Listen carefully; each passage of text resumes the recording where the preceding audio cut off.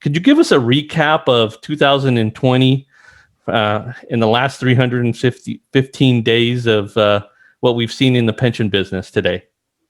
Sure, Doug. I think it'll come as no surprise to you to hear me say that 2020 was an odd year. And I sort of break it into three categories. One is maintenance. Just in 2020, we all just tried to maintain. I think advisors had remote meetings with the plan sponsors.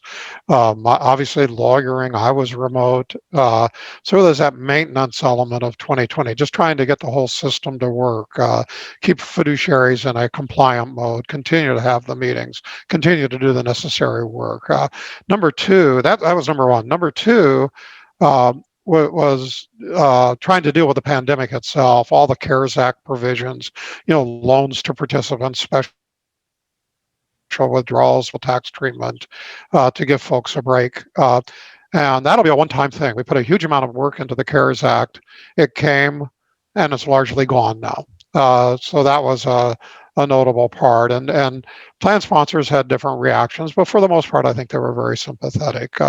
One part of that that we looked at also was the issue of partial termination of a plan if people laid off more than 20% of their workforce. And we're still dealing with that as administrators and record keepers wrap up the end of 2020, the paperwork for the end and the testing. Fortunately, the government's given us a little bit of relief, so people have until March to hire back employees, which I think will give the time to avoid the partial terminations where possible. But then the third category, and the one that was actually to me the most interesting, is new things to work on. And I think the perfect example of that are so-called PEPs, pooled employer plans, that rolled out on January 1 of this year.